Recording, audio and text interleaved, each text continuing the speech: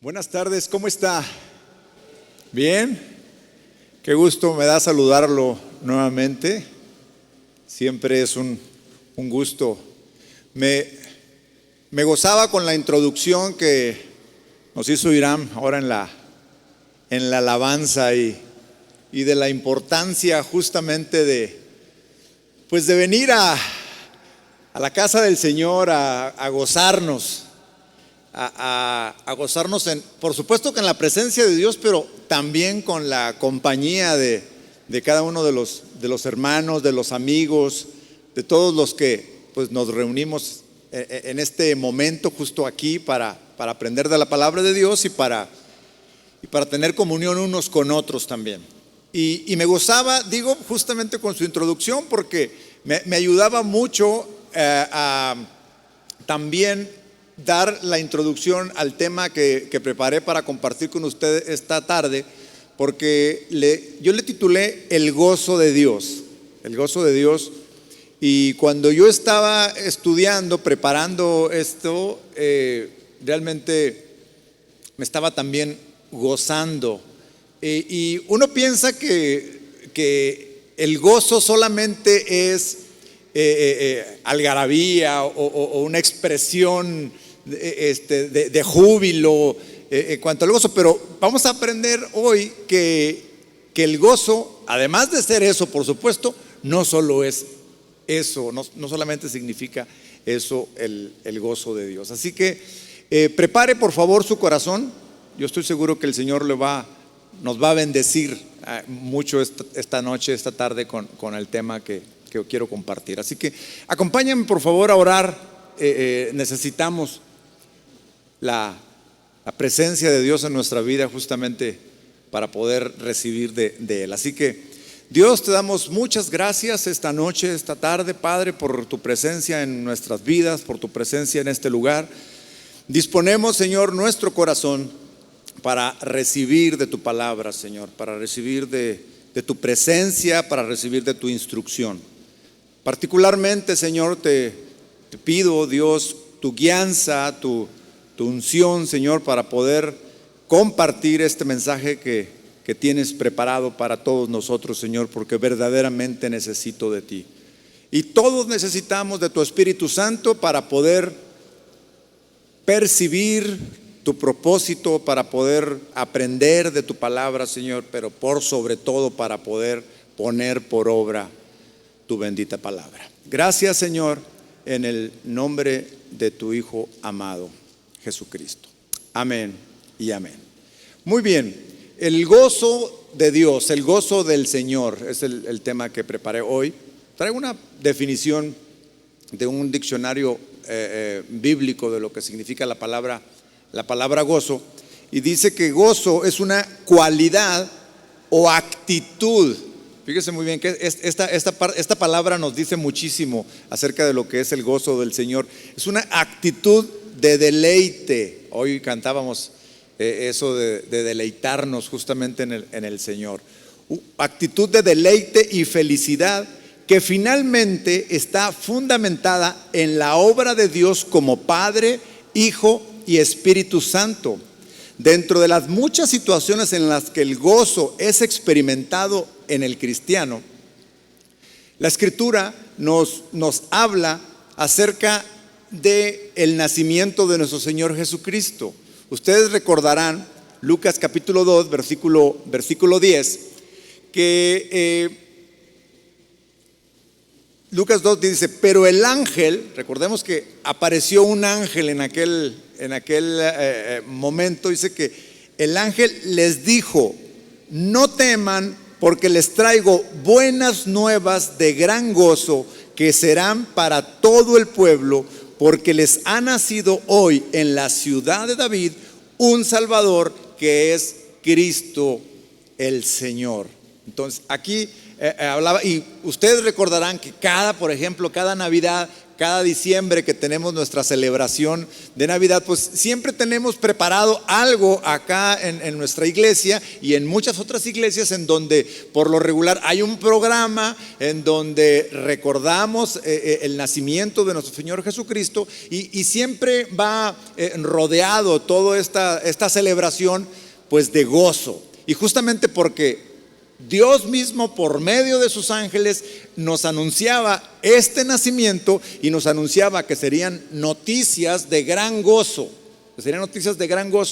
Y es momento, y ese sí era un momento de gozo en donde siempre lo manifestamos con algarabía, con celebración, con fiesta, danzas. Por ejemplo, nos invitaba hoy Irán a que nos sonriéramos unos a otros, que nos saludáramos, porque todo eso son unas manifestaciones de que realmente en nuestra vida hay un gozo, y es un gozo en esta ocasión marcado aquí en la palabra de Dios por el nacimiento de nuestro Señor Jesucristo.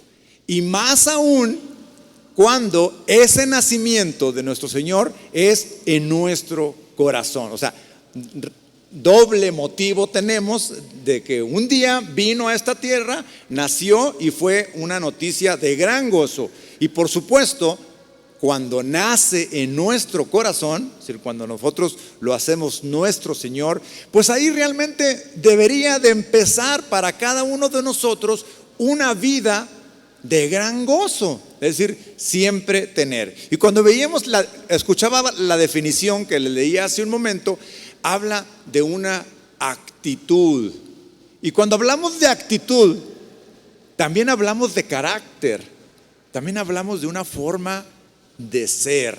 ¿Cuántos han escuchado que muchas veces se dice que los cristianos son aburridos? Que los cristianos somos aburridos, que no vamos a fiestas, que no aceptamos. Pues por supuesto que no aceptamos muchas cosas de cómo el mundo le gusta gozarse, porque nosotros tenemos una forma de gozarnos completamente diferente a como el gozo que el mundo recibe, porque el origen de nuestro gozo viene justamente del nacimiento de nuestro Señor en nuestro corazón. Ahora, también la Biblia nos habla de que el gozo es un fruto del Espíritu. Si nosotros leemos Gálatas capítulo 5, en el versículo 22, ahí viene relatado una serie de manifestaciones, por supuesto del carácter, pero por supuesto que son frutos, dice la palabra, y entre ellos viene el gozo. Leamos Gálatas 5, 22, dice: pero el fruto del Espíritu es amor, gozo, paz, paciencia, benignidad, bondad, fidelidad, mansedumbre, dominio propio, y contra tales cosas no hay ley. Pues los que son de Cristo Jesús han crucificado la carne con sus pasiones y deseos. Habla de que los que somos de Cristo Jesús hemos crucificado la carne con nuestras pasiones, porque inmediatamente después de cuando nosotros empezamos en Cristo, recibimos a Cristo en nuestra vida, empezamos a caminar nuestra vida cristiana, empezamos a aprender cada vez más de su palabra, y luego empezamos a vivir esa palabra. Por supuesto que empieza a manifestarse en nuestra forma de ser, o sea, en nuestra forma de ser, los frutos del Espíritu. Hoy, por el tema que preparé para compartir con ustedes, específicamente quiero hablar del gozo. Pero el gozo como una actitud o como una forma de nuestro carácter. Yo no sé cuántos años tenga usted de que conoció al Señor Jesucristo, de que entregó su vida al Señor. Pero si verdaderamente entregamos nuestra vida al Señor, nuestra vida no es la misma. Pero no solamente nuestra vida en sí, sino nuestra forma de vivirla y nuestro carácter cambió, por supuesto, porque justamente lo que pasó en nuestra vida es que nacimos de nuevo. Es decir, no somos los mismos. Si usted antes era enojón, corajudo, le gustaba decir malas palabras, yo le aseguro que eso cambió y lo dejó y quedó a un lado. Y entonces empezamos a vivir en Cristo, a caminar en su palabra, y nuestro corazón se va transformando y por consecuencia nuestro carácter cambia. Y una de las características que ahora nuestro carácter manifiesta o debería de manifestar, y justamente la idea de compartir con usted esto hoy, es que al mismo tiempo también nos hagamos una autoevaluación. A ver, ¿cómo está mi vida en cuanto a la manifestación del gozo? ¿Puedo transmitir por medio de mi carácter, y específicamente en esta característica o en esta cualidad que es el gozo? ¿La gente puede ver en mí a Cristo? ¿La gente puede ver en mí que de alguna forma soy diferente? Pero no porque quiera ser diferente de los demás en el sentido de que quiera ser mejor que los demás, sino que puedo manifestar de alguna forma, con mi forma de ser y con mi forma de vivir, que Cristo vive en mí. ¿Para qué? O sea, ¿de qué manera eso glorifica a Dios? Porque vamos a ver que eso glorifica a Dios. Compartía Irán en la introducción. Oiga, cada que cumplimos el propósito para lo cual Dios nos trajo a esta vida, glorificamos al Padre. Pero por supuesto me caía el 20 cuando yo lo estaba escuchando. Claro, cada una de la creación, de los elementos de la creación, cuando cumplimos aquello para lo cual Dios nos ha traído, nos ha dado un propósito, en ese momento glorificamos a Dios. Y entonces nuestra vida, en cada uno de los pasos que damos, en cada uno de los propósitos que Dios ha puesto para nosotros y lo cumplimos, glorificamos al Padre. Y cuando alguien de alguna forma que no conoce a Dios y no sabe cómo, pero ve a Dios en nosotros y se acerca y nos pregunta o nos pide oración o nos pide consejo, hermano, estamos glorificando a Dios porque mostramos a Dios. Y una de las manifestaciones, porque esta es la manifestación del gozo, pues es evidente. Es evidente quién vive triste, quién vive deprimido, amargado, ¿sí o no? O sea, ¿le gusta a usted sonreír? A mí me gusta cuando saludo a las personas, no solamente saludarlo con un buenas tardes o un buenos días. Me gusta sonreírle. Porque hay veces que bueno, fíjense, mire, aunque traigamos nuestro cubrebocas, dígame si no se da cuenta cuando alguien le sonríe. ¿Por qué nos damos cuenta que alguien nos sonríe si traemos tapada la boca? ¿Se ha dado cuenta? Porque la sonrisa no solamente se transmite con la boca, claro que es la manifestación más visible, pero los ojos, nuestra postura corporal, todo refleja. Y cuando estamos tristes, ¿qué es lo que pasa? Todo lo contrario. También lo manifiesta, pero en el sentido contrario. Volteamos la vista, no volteamos a ver a las personas, quisiéramos no saludarlos. ¿Se ha dado cuenta? Que de repente viene el hermano caminando, vamos y uno piensa, ahorita lo voy a saludar, y se voltea. Pues probablemente está pasando por una situación difícil, probablemente está triste, probablemente trae una amargura en su corazón, no sé, pero sin duda no tiene ganas de dirigir una mirada, menos dirigir una sonrisa. ¿Por qué?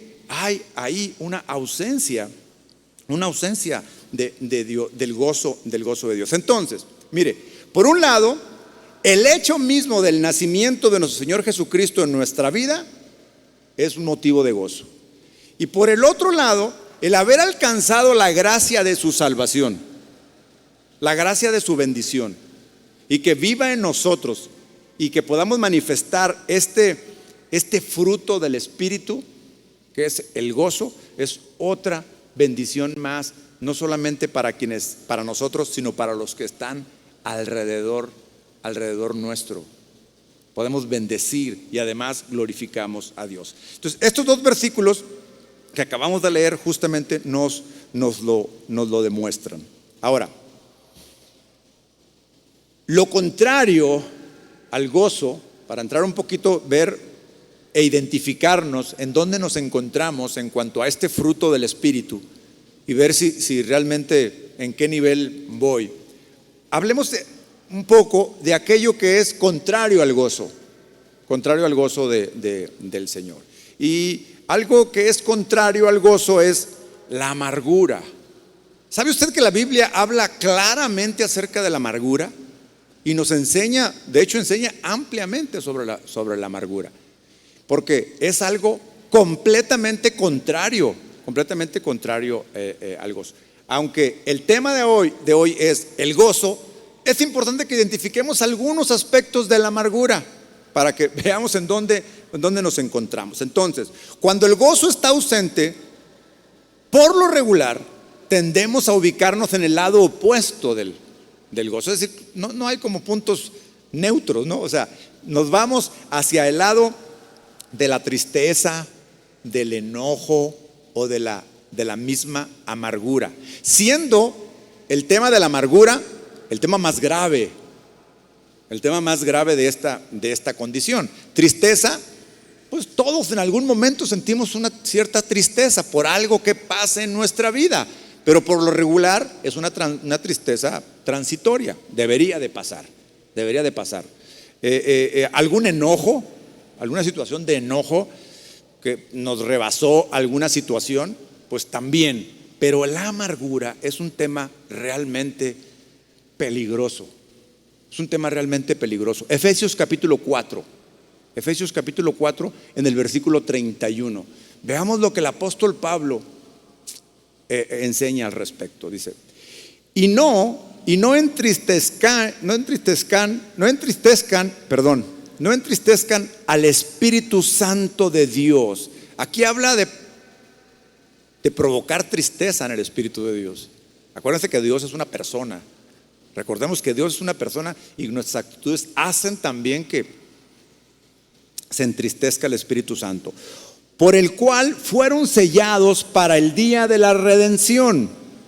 Y luego dice en el 31: sea quitada de ustedes toda amargura, enojo, ira, gritos, insultos, así como toda malicia. Sean más bien amables unos con otros, misericordiosos, perdonándose unos a otros, así como también Dios los perdonó en Cristo. Vemos el lado opuesto, y es una instrucción propiamente del apóstol Pablo acerca de todo aquello que trae amargura a nuestro corazón. Todos en algún momento podemos estar en esta situación, en mayor o menor grado. Dice: quítese de ustedes toda amargura, enojo, ira, gritos, insultos. ¿Qué es eso? Todo eso es carácter. Y al mismo tiempo, si el gozo, la paciencia y todo aquello es fruto del Espíritu, estos, por el contrario, son frutos ¿de qué? De la carne. Entonces vemos que siempre los frutos del Espíritu siempre está en contra de lo que es de la carne. Y es justamente lo que vino a hacer Dios en nuestra vida al sellarnos con su Espíritu Santo. Esto es fruto de nosotros. Entonces, evaluemos en qué nivel nos encontramos de alguna de estas características del enojo, ira, gritos y todo esto. Como cristianos, no debería de haber nada. Por supuesto que nos encontramos en un proceso de cambio, de crecimiento, de transformación. Eso va pasando en nuestra vida, pero no debemos de permanecer ahí. Debemos de darnos cuenta. Así que si de los que estamos aquí presentes escuchando esta palabra de Dios nos damos cuenta que de alguna forma estamos estancados ahí, hermanos, necesitamos el gozo del Señor. Necesitamos el gozo de Dios, y eso viene del Espíritu Santo. Entonces, fíjese, el escritor a los hebreos al igual que el apóstol Pablo, hace una advertencia y da una instrucción muy, muy clara también. Hebreos capítulo 12, porque Pablo dijo a los efesios, y aquí a los hebreos está escrito en el versículo 12-14, dice: busquen la paz con todos. Veamos cómo inicia el versículo hablando de la paz, ¿sí? O sea, no está nada aquí escrito así al azar, no son versículos aislados, aunque están en cartas completamente diferentes. Pero habla aquí de que busquemos la paz con todos y la santidad, sin la cual nadie verá al Señor. Cuídense de que nadie deje de alcanzar la gracia de Dios, de que ninguna raíz de amargura. Hermanos, sin duda, lo primero que pasa en nuestra vida cuando tenemos raíces de amargura es la ausencia del gozo de Dios y es la ausencia de la paz de Dios. Completamente. Las raíces de amargura nos hacen muchísimo daño. La amargura nos puede traer crisis y episodios de enfermedades graves inclusive. Hay estudios serios, científicos, que demuestran que la amargura, que la falta de perdón puede o ayuda al desarrollo del cáncer, sobre todo cáncer de colon, fíjese.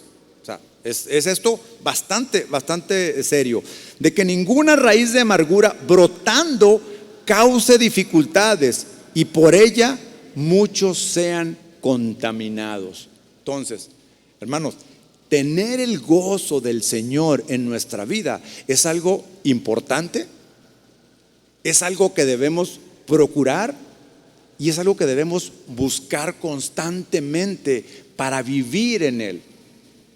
Mire, la pandemia, que no ha pasado, por cierto, pero dejó muchos estragos. Usted recordará las enseñanzas de nuestro pastor algunas semanas atrás acerca de la otra pandemia. ¿Cuál era la otra pandemia? La de la depresión, la de la tristeza, la de la desesperación. ¿Sí? Entonces, ¿y qué fue lo que pasó en este proceso de pandemia? ¿Qué fue lo que vivimos? Aislamiento. ¿Sí? ¿Sí o no? Nos aislamos. En primer lugar, casi, en primero de la sociedad. Cuando alguno llegó a estar enfermo, se aisló de la familia. O sea, ahora sí, solito, encerrado en su cuarto. ¿Alguien le tocó vivir eso?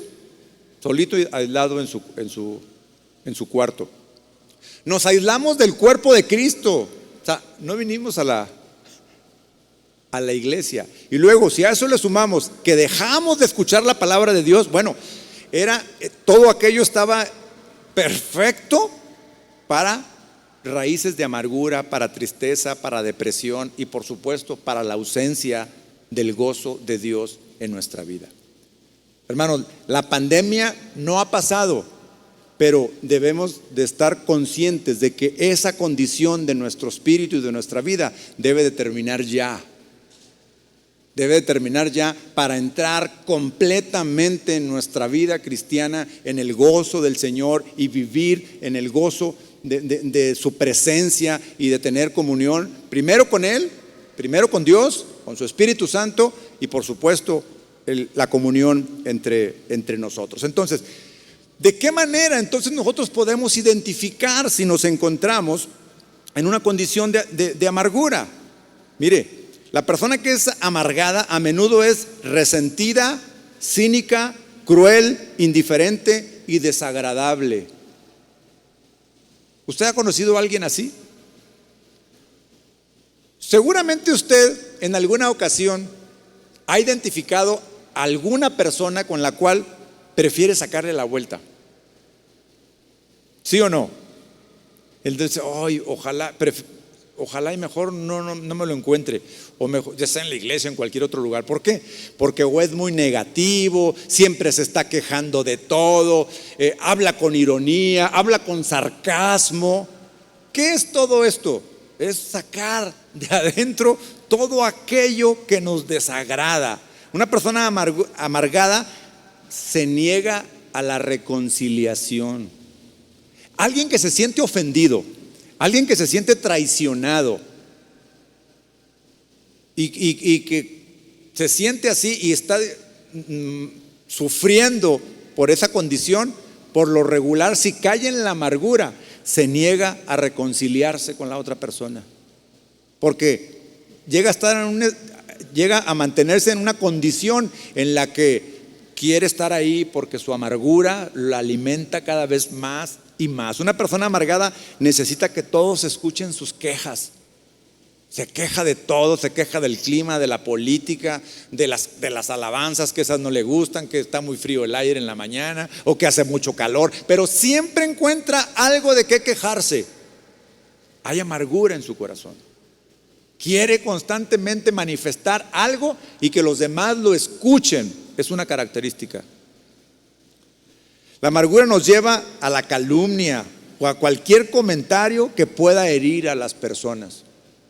Cuando en el matrimonio, por ejemplo, cuando el matrimonio empieza a tener problemas, empiezan a haber diferencias y que no se solucionan, y que pasa el tiempo y no se habla, no se soluciona el problema, se resisten.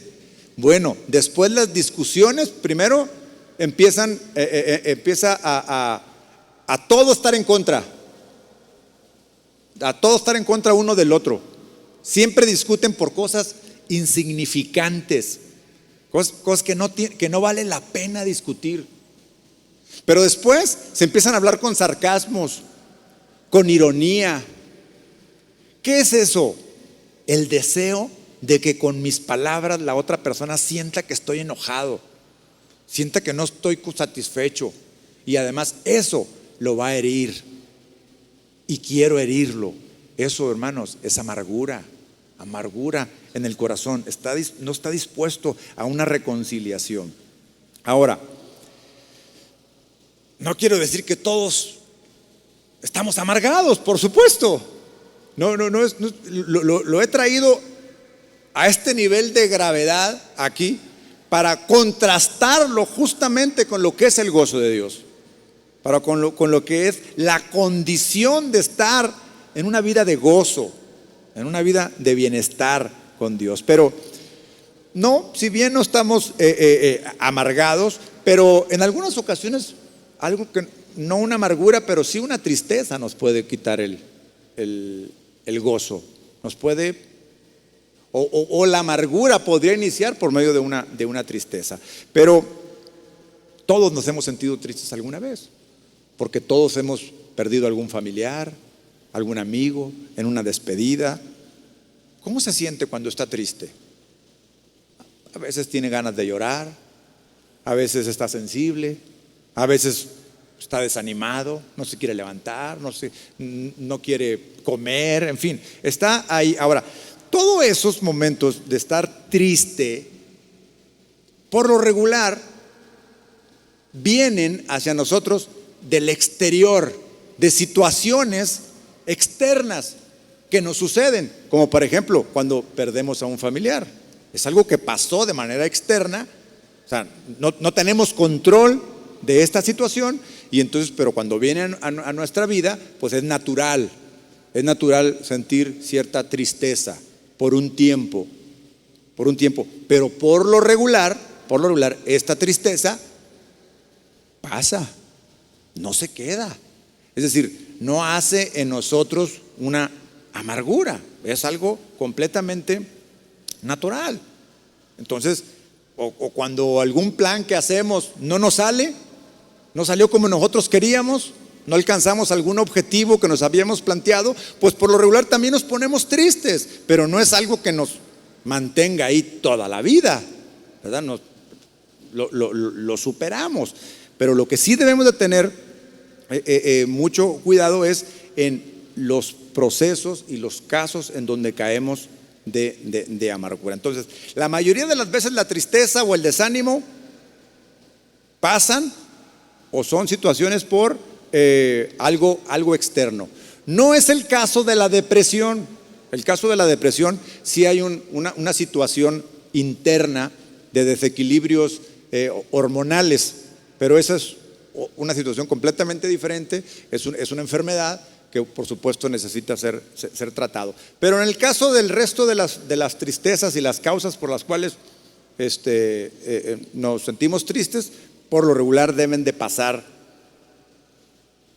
al poco tiempo. Entonces, Juan capítulo 15, en el versículo 11, el Señor Jesús dice algo para todos nosotros como cristianos,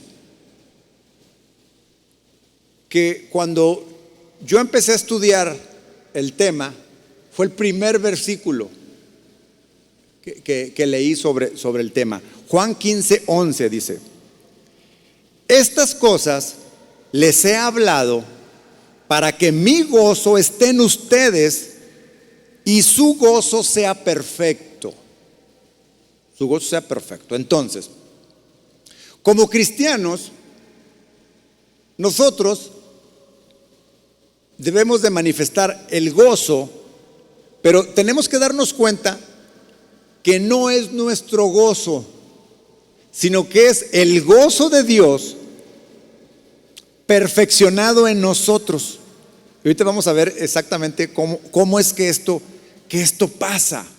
Porque con nuestro propio gozo, o con el gozo natural, digámoslo de alguna forma, pues no alcanza.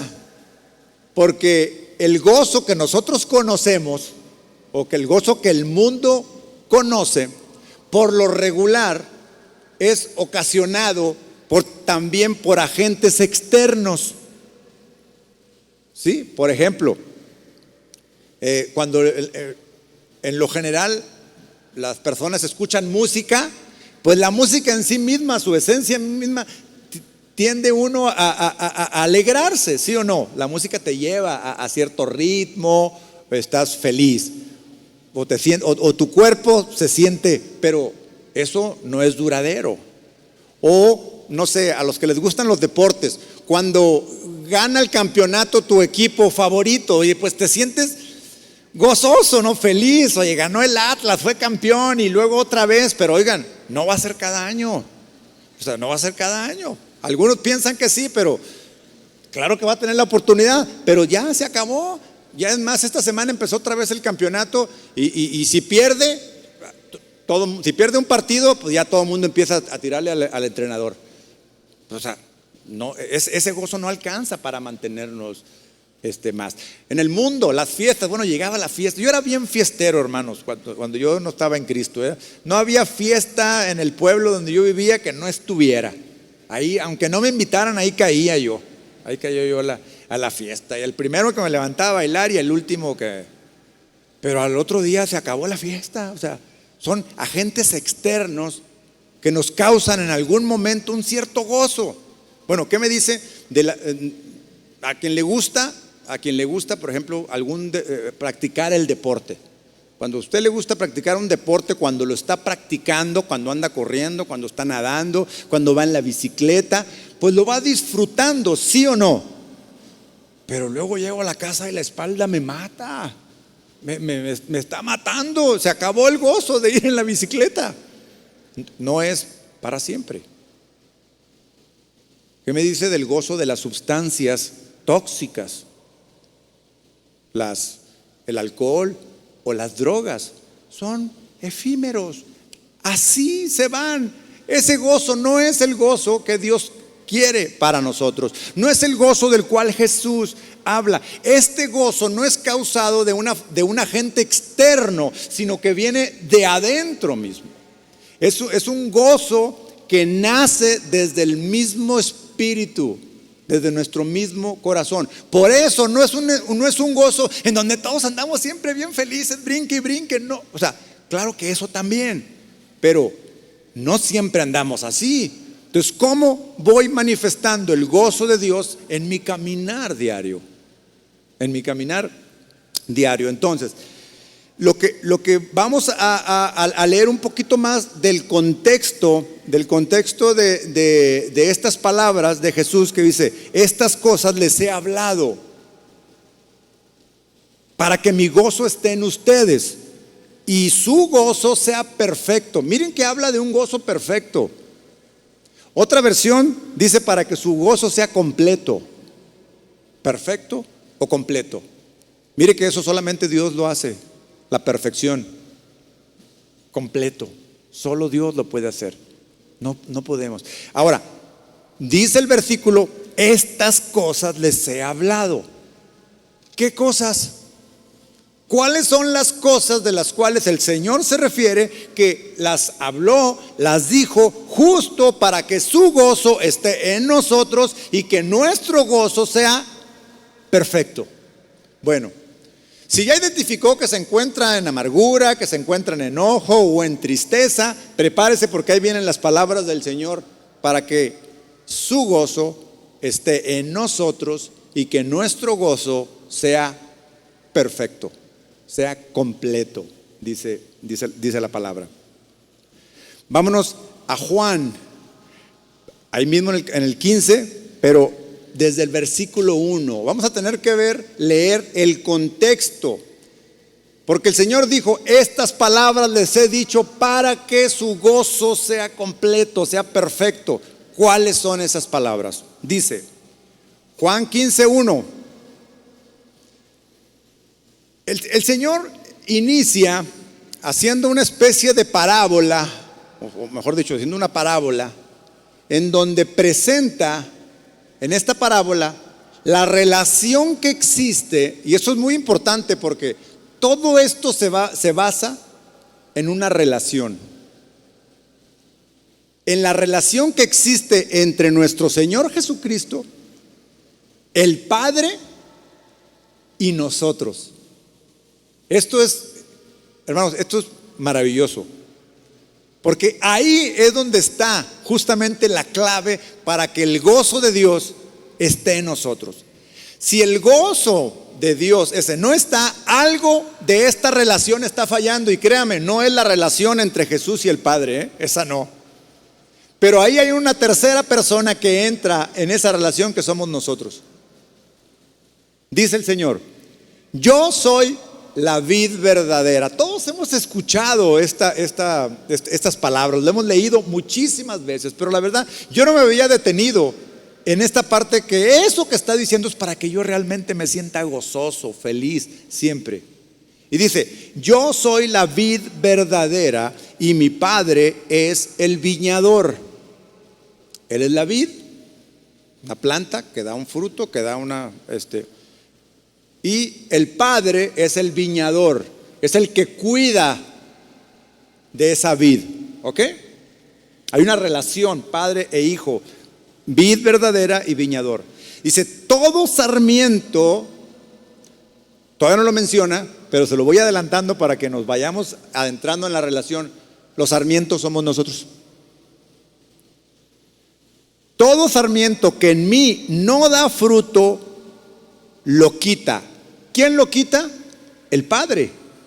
El Padre, ¿sí? Y todo el que da fruta, lo poda para que dé más fruto. Ok.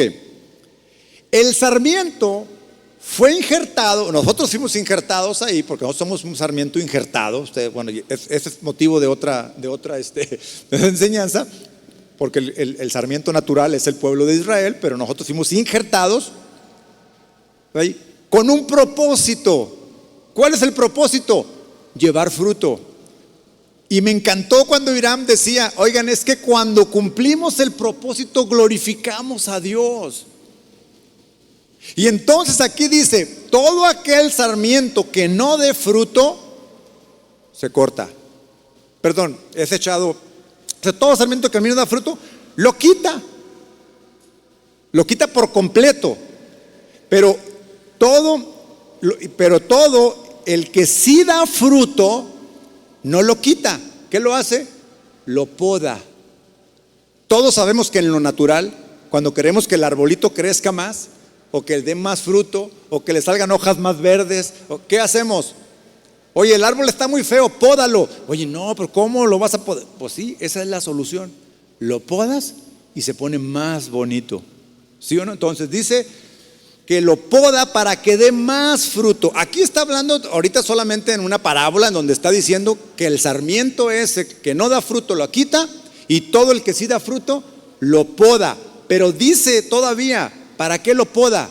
Para que dé más fruto. O sea que el Padre, que es el que poda, lo que espera de esos sarmientos que dan fruto, den más fruto. Ahora, ¿de qué fruto estamos hablando hoy?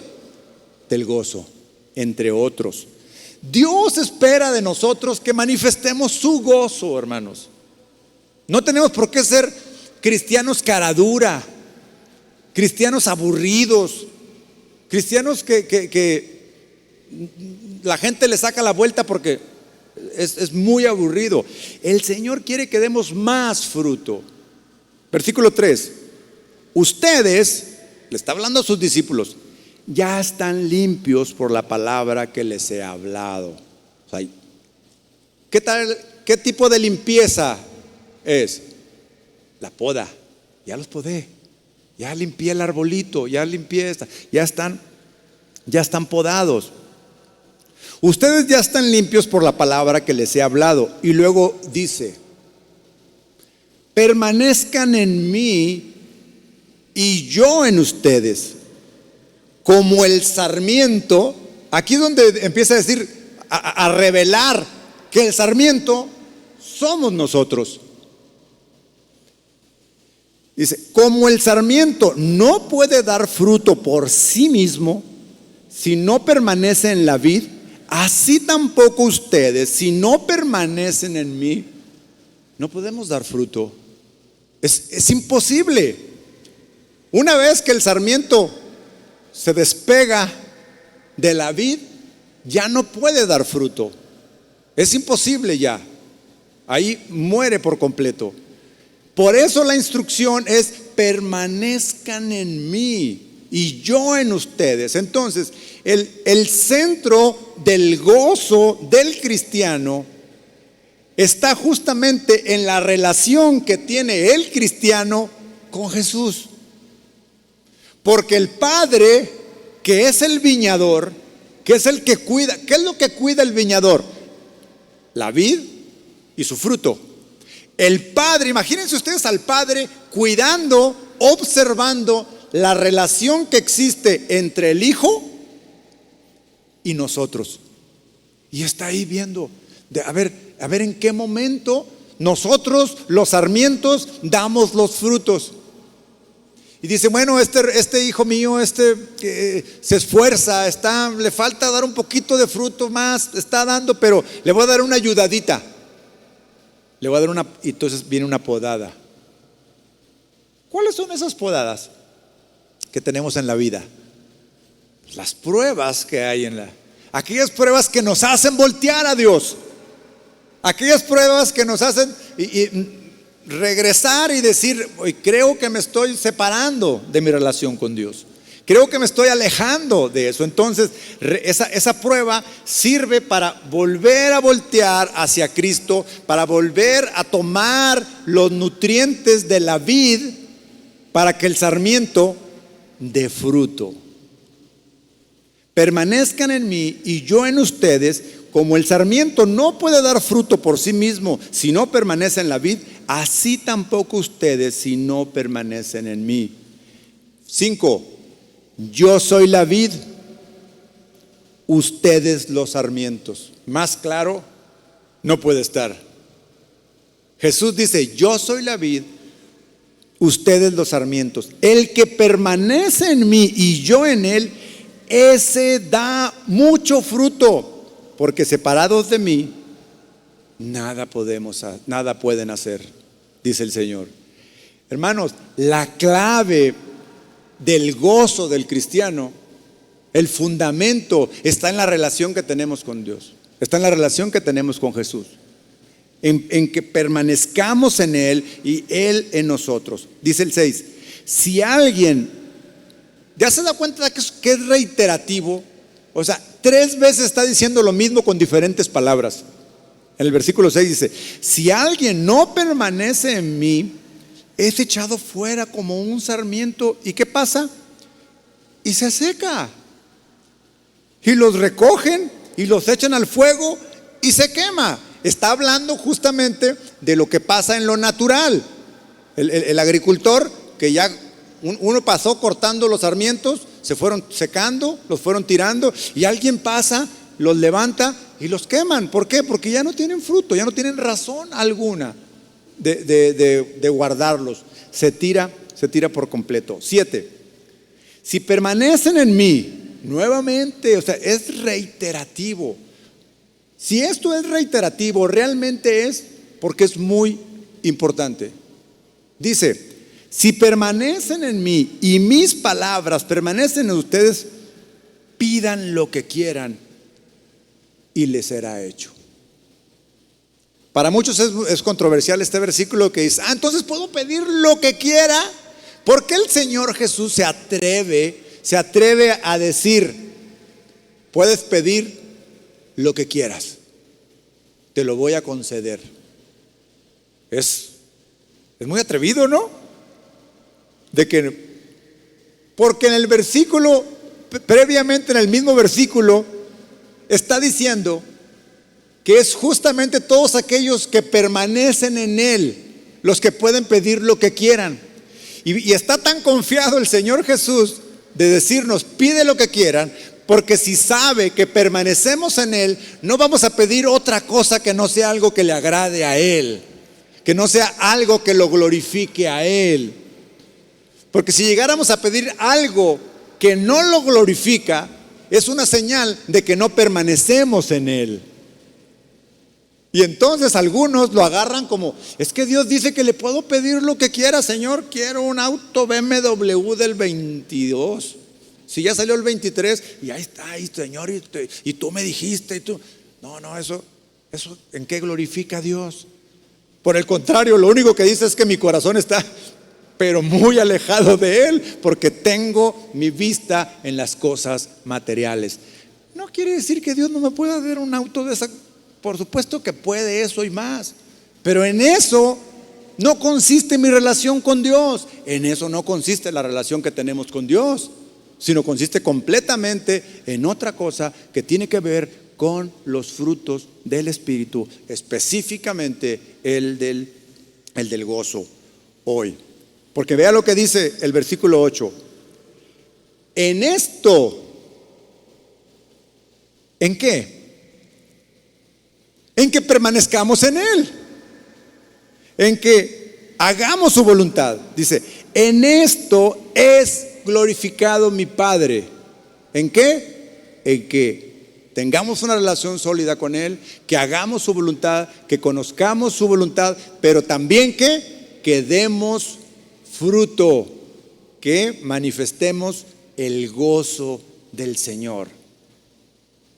Por eso cuando daba la introducción en la alabanza a Hiram y decía: es que cada que hacemos esto glorificamos a Dios. Y yo me estaba acordando de este versículo en donde justamente decía: en esto es glorificado mi Padre, en que den mucho fruto. Amor, gozo, paz. Hoy estamos hablando del gozo, de la relación que tenemos con Dios. Y así prueben que son mis discípulos. Entonces, hermanos, nuestra vida de frutos del Espíritu prueba realmente que somos discípulos de Él. O sea, prueba que somos cristianos. Por eso la gente dice: es que eres como diferente. Diferente, no raro, diferente. Pero no diferente como mejor que tú. Diferente como que tengo una relación con alguien, que ese alguien es Dios, y que ese alguien depositó en mí su gozo. Y entonces mi gozo es perfecto. Habla de perfección del gozo. Estas cosas les he hablado, después dice el versículo 11: estas cosas les he hablado para que mi gozo esté en ustedes y su gozo sea perfecto. Entonces, en resumen, el contexto anterior de este versículo habla de permanecer en Dios, habla de que no podemos estar separados de Él porque no podemos hacer nada. De que si estamos unidos a Dios, daremos mucho fruto. Que si permanecemos en Él, podemos cumplir sus mandamientos. Y lo que más me gusta es que si estamos en esa condición, glorificamos a Dios. Tenemos una vida que exalta a Dios, que glorifica a Dios. Entonces, el gozo perfecto o completo no es exclusivamente un estado de emoción o de algarabía o de manifestación del cuerpo. No, eso es una parte, pero no es exclusivo. Tiene que ver con todos los otros frutos también, entre ellos el gozo y permanecer en Dios. Pero vean lo que dice más adelante ese versículo, que también nos deja una gran riqueza. Dice: este es mi mandamiento, que se amen los unos a los otros así como yo los he amado. Nadie tiene un amor mayor que este, que uno dé su vida por sus amigos. Ustedes, vean lo que dice aquí, si no es maravilloso. Lo está diciendo Jesús. Ustedes son mis amigos si hacen lo que yo les mando. ¿Se imagina? ¿Se imagina? Amigos de Jesús. ¿No es este realmente en sí mismo un motivo de gozo mismo, el que Dios mismo me considere su amigo? ¿Quién no quiere un amigo así? Bueno, es más, ¿quién no quiere que lo considere Dios mismo un amigo de él? ¿Sabe qué es lo que yo lo he aprendido trabajando con los adolescentes? Lo que más anhelan ellos en la edad es que alguien los acepte, que alguien los considere amigos, es que alguien los incluya en su círculo. ¿Sabe cuánto sufren los chicos adolescentes porque se puedan sentir aislados, porque no tengan amigos, porque los desprecien? Cuando tenemos a Dios mismo, nosotros tenemos a Dios mismo manifestándonos que podemos ser sus amigos. 15. Ya no los llamo siervos, porque el siervo no sabe lo que hace su Señor, pero los he llamado amigos, porque les he dado a conocer todo lo que he oído de mi Padre. Entonces, vea, el contexto anterior del versículo, aquel de que nos permanezcamos unidos a Él como fuente del gozo. Y luego el contexto posterior en donde habla de la relación de amistad, de la relación personal con Dios, fortalece que justamente el gozo de Dios se basa en la relación que tenemos con Dios, pero también en la relación que tenemos con los hermanos, con la congregación. De ahí la importancia de que no solamente tengamos una relación de cuando venimos: buenas tardes, hermano, ¿cómo está, hermano? Así, muchos de vista, simplemente. Porque el versículo 12 dice: este es mi mandamiento, que se amen los unos a los otros. Entonces no solamente habló de la relación con Dios, pero habla también de la relación entre los hermanos. Amémonos unos a otros. Hermanos, no es casualidad, no es coincidencia que los dos mandamientos más importantes sean: amarás al Señor tu Dios por sobre todas las cosas. ¿Y a quién más? Y al prójimo. Es importante nuestra relación. Es importante que tengamos comunión con hermanos. Porque ¿qué comunión podemos tener con los que no conocen a Cristo? No sé, cuando ha tenido la oportunidad de ir a alguna reunión de trabajo, a una reunión social, me refiero a una reunión social de trabajo, pues ¿quién domina el tema de la conversación? Por supuesto que no es el tema cristiano, ¿verdad? Es el tema del mundo, es el tema de lo que hay allá. pero bueno, por algún compromiso laboral, ahí estamos, o de la escuela, o de cualquier cosa. ¿Y cuáles son las reuniones de los cristianos en donde nuestras charlas glorifican a Dios? ¿Cuáles son las relaciones de los cristianos en donde nuestras conversaciones son de orar unos por otros? Son de entonar alabanzas en una reunión social. ¿Dónde? Porque no sabemos hacer eso.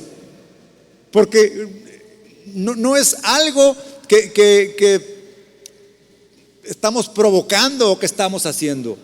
Pero es responsable. Yo tengo amigos que son cristianos, por lo regular, los procuro. Nos procuramos, nos buscamos.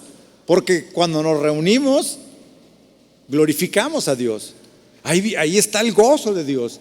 Ahí está la presencia misma de Dios, porque la estamos buscando y la estamos procurando. El apóstol Pablo es un ejemplo. Cuando yo cada que leo o estudio al apóstol Pablo, encuentro algo, una característica diferente que me abre los ojos en su vida cristiana. Por supuesto, en su doctrina y en lo que enseña.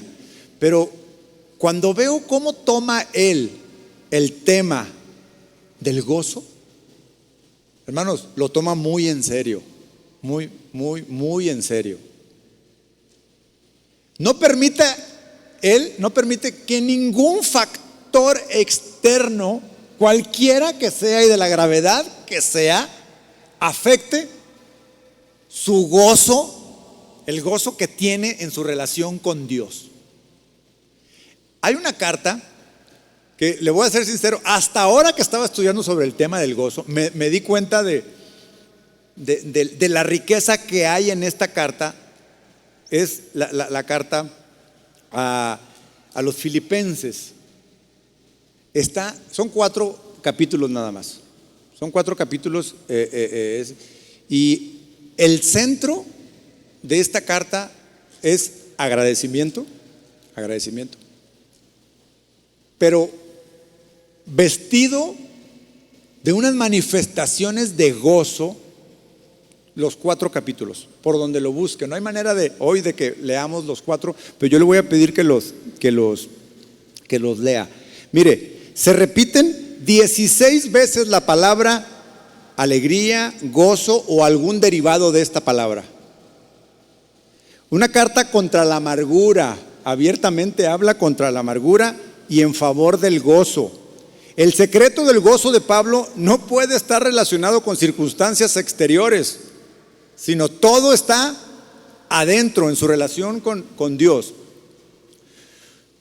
Puede darme cuenta que la mente de Pablo está programada y no se sale de su programa. Está programada para ver todo lo bueno y toda la bondad de Dios. Es la única forma de mantenerse en el gozo de Dios en las circunstancias, particularmente en las que estaba Pablo cuando escribió esta carta. Todos los que hemos leído las cartas de Pablo sabemos que en diferentes circunstancias él estuvo en mucha tribulación, y tribulación en serio. Bueno, cuando escribió esta carta no era la excepción. Quiero que se ubique en el contexto. Pablo estaba preso acá. Y entonces, Filipenses capítulo 1. Y vamos a leer algunos versículos, no todos porque hay muchísimos. Se los voy a dejar de tarea esas, que la lea y encuentre. Si usted está batallando con la amargura, con la tristeza, con la desesperación, con las circunstancias que lo mantienen triste, esta carta es de completo ánimo para todas esas personas. Dice: doy gracias a mi Dios siempre que me acuerdo de ustedes. Pido siempre con gozo en cada una de mis oraciones por ustedes, por su participación en el Evangelio desde el primer día hasta ahora. Pablo siempre encontrando lo bueno en todo, lo bueno de Dios. Aquí él se acuerda del primer día de ellos, se acuerda de la participación de ellos en el evangelio. Y está escribiéndoles la carta y los está saludando, está en el versículo 3 apenas, y les está diciendo: si vieras con qué alegría me acuerdo de ti, con qué gozo desde el primer día cuando te iniciaste en el evangelio. Que si supiera la historia de cómo se fundó esta iglesia en Filipenses, es un milagro de Dios maravilloso. Y me acuerdo, dice, me acuerdo de ese primer día. Vamos al versículo 12. Dice: quiero que sepan, hermanos, que las circunstancias en que me he visto han redundado en un mayor progreso del evangelio. Cuando iniciamos a leer el versículo, parecía que Pablo iba a empezar a quejarse. Dices: ahí viene, como cuando oye uno a uno de esas personas que siempre son negativas, ahí viene otra vez con otra cosa negativa. Pablo empieza a decirles: quiero que sepan, hermanos, que las circunstancias en las que me he visto, o sea, los problemas, las dificultades, el que está preso, pues resulta que hay algo bueno. Resulta que hay algo bueno en esto. Dice: han redundado en un mayor progreso del evangelio. Vean que Pablo no se queja de que está preso, no se queja de que tiene unas cadenas, no se queja de que tiene una guardia ahí al lado cuidándola. Dicen: hermanos, estoy tan gozoso de que esta situación en la que me encuentro, lo que ha pasado es que ha redundado en un mayor progreso del evangelio. ¿Cuál era la misión de Pablo? La misión de Pablo, el propósito de Pablo era el extender el evangelio. ¿Qué pasa cuando cumplimos el propósito? Glorificamos a Dios. Y él veía que en esas circunstancias él estaba glorificando a Dios. Dice: de tal manera, vea el versículo 13, de tal manera que mis prisiones por la causa de Cristo se han hecho notorios en toda la guardia pretoriana. Miren, pues la guardia que tenía, pues no tenía otra forma más que escuchar cada que Pablo hablaba del evangelio, cada que Pablo testificaba, cada que Pablo se expresaba sobre Dios. Ahí estaban los romanos escuchando, y eso él también lo veía como algo benéfico. Dice: se han hecho notorias en toda la guardia. ¿Qué quiere decir? Que si 2 o 3 guardias que estaban cuidándolo lo escuchaban, y si ha sido notorio en toda la guardia, quiere decir que ellos llevaron más adelante las noticias. O bien cuando cambiaban la guardia y venían otros, también lo escuchaban. De tal manera que toda la guardia había escuchado el evangelio.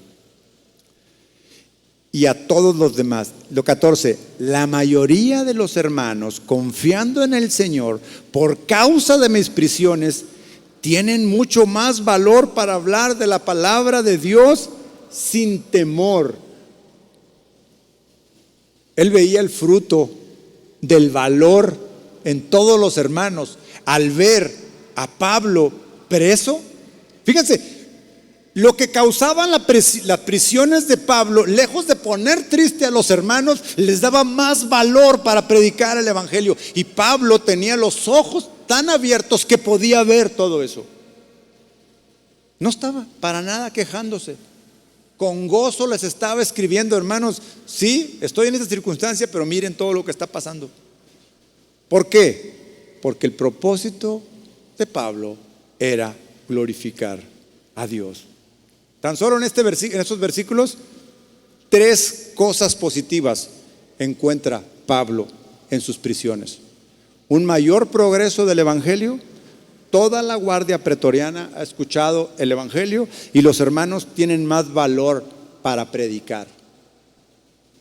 Aquí vemos a un Pablo sacando el gozo que él tiene justamente por su relación con Dios. Versículo 15 dice: algunos a la verdad predican a Cristo aún por envidia y rivalidad. Dice, pareciera que se está quejando de los que andan ahí de envidiosos, queriendo también participar del evangelio. pero también otros lo hacen de buena voluntad. Estos lo hacen por amor. Vea cómo hace a un lado lo negativo. Hermanos, eso tenemos que hacer en nuestra vida cuando hay cosas que nos están perturbando la mente y vemos tantas cosas negativas, tantas cosas que nos hacen estar tristes.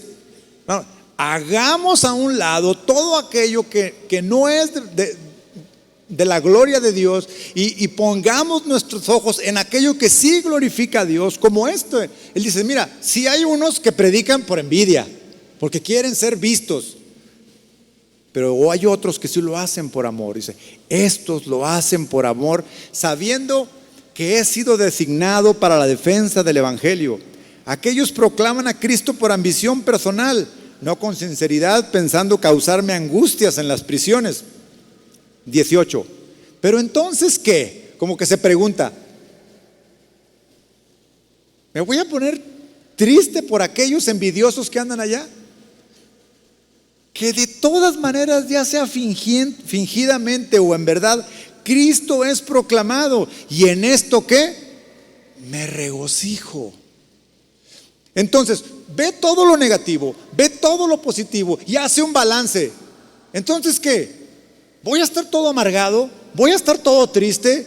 No, de todas maneras, Cristo es predicado y me regocijaré. ¿Me regocijo? Sí, y me regocijaré. Es decir, vean cómo lo afirma y lo reafirma. Me regocijo, sí, y me regocijaré, porque sé que esto resultará en mi liberación mediante las oraciones de ustedes y la provisión del Espíritu de Jesucristo. Entonces, Pablo, el apóstol Pablo, es capaz de ver más allá de las circunstancias. ¿Y en qué consiste el que Pablo pueda ver más allá de sus circunstancias? En que él tiene una relación sólida, tiene una relación fuerte con el Padre, con el Hijo, con el Espíritu Santo y con los hermanos a los que le está escribiendo, en este caso a los filipenses. Versículo 20 dice, conforme a mi anhelo y esperanza de que en nada seré avergonzado. ¿Se imagina un hombre preso con este estado de ánimo, inyectando ánimo a los demás, a los que están afuera? Solamente Dios. O sea, no es posible en nuestra propia fuerza, en nuestra propia sabiduría, poder transmitirle, por muy buen motivador, orador que pueda ser quien se pare aquí enfrente, hablarle de la palabra. Si no es la obra del Espíritu Santo en nuestros corazones, no habrá un cambio en nuestra vida y no habrá una transformación en nuestra vida. En el caso del apóstol Pablo, firmemente tiene una relación sólida con el Padre y con el Hijo. Dice, sé que no seré avergonzado, sino que con toda confianza, aún ahora, como siempre, Cristo será exaltado en mi cuerpo, ya sea por vida o por muerte. Por vida o por muerte. ¿Y cuál es? ¿Qué es lo que lo hace estar regocijándose? Si se muere, que Cristo será exaltado. Volvemos al mismo punto, que Cristo, que Dios es glorificado. 21. Pues para mí el vivir es Cristo. De ahí viene este versículo que todo el mundo lo hemos escuchado muchas veces. Pues para mí el vivir es Cristo y el morir es ganancia. Pero si el vivir en la carne, esto significa que para mí una labor fructífera, entonces no sé cuál escoger. Imagínense que Pablo se detiene a pensar, ¿qué será mejor para mí? ¿Morir o vivir? ¿Quién? Por supuesto que cualquier natural diría, no, para mí mejor es vivir. Pero él se encuentra en una situación de completo gozo, escribiéndole a los filipenses y les dice, bueno, miren, estoy en este momento y no sé qué es mejor para mí, porque si me muero, ¿sabe lo que va a pasar? Irá al Padre irá ante su presencia. Pero dice, pero si vivo, pues soy bueno para el evangelio. Y lo que yo quiero es glorificar al Padre. Dice, no sé cuál escoger, porque en ambos lados me siento apremiado. Teniendo el deseo de partir y estar con Cristo, pues eso es mucho mejor. Sin embargo, continuar en la carne es más necesario por causa de ustedes. Y convencido de esto, sé que permaneceré y continuaré con todos ustedes para su progreso y gozo en la fe.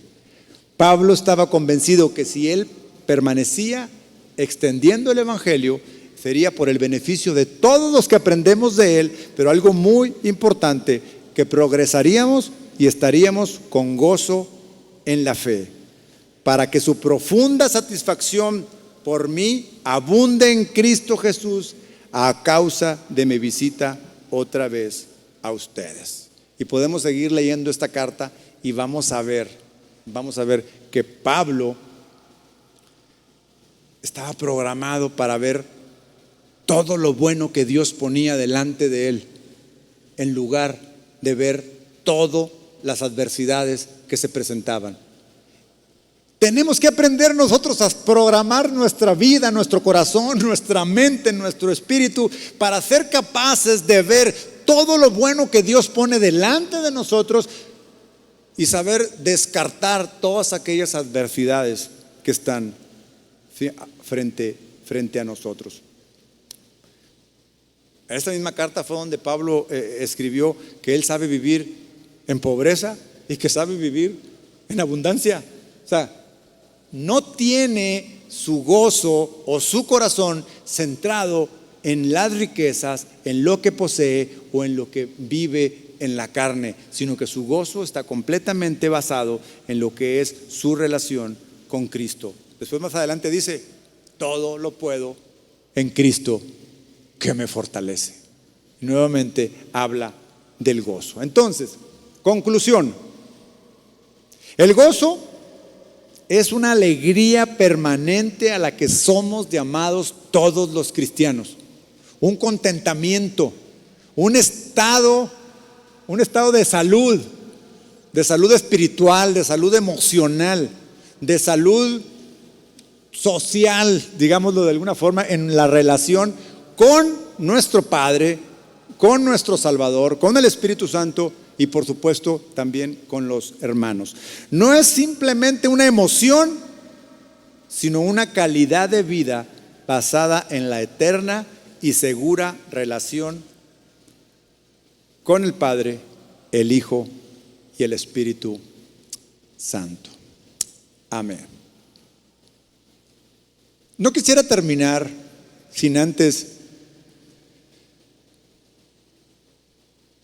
orar, tomar un tiempo para que si alguien de los presentes acá o de los que nos están viendo vía internet se ha dado cuenta después de escuchar esta palabra que necesita hacer un cambio en su vida. Se ha dado cuenta que a pesar de haberle entregado su vida a Dios hace muchos años y de venir a la iglesia, ¿no está viviendo este gozo de Dios? Pues hoy es la gran oportunidad de decir, Señor, después de tantos años, no estoy viviendo tu gozo. Y yo quiero que ese gozo sea el gozo del que habló el Señor Jesús, el gozo perfecto, el gozo completo. Cierren todos sus ojos, por favor. Y solo quien quiera que necesite entrar en que tenga esta necesidad, si quiere se puede poner de pie, si quiere. Si ya no quiere vivir en amargura, si se ha dado cuenta que necesita soltar, que necesita perdonar, que necesita darle vuelta a esa situación emocional y espiritual para vivir el gozo de Dios. Hoy dígale a Dios: Señor, me estoy dando cuenta que necesito entrar en una relación más fuerte contigo, más personal, más íntima. Dígale, ore a Dios y manifiéstele, dígale con sus palabras: Señor, quiero dar este fruto de gozo en mi vida. Quiero hacer a un lado la amargura, quiero hacer a un lado la frustración, el enojo, la ira.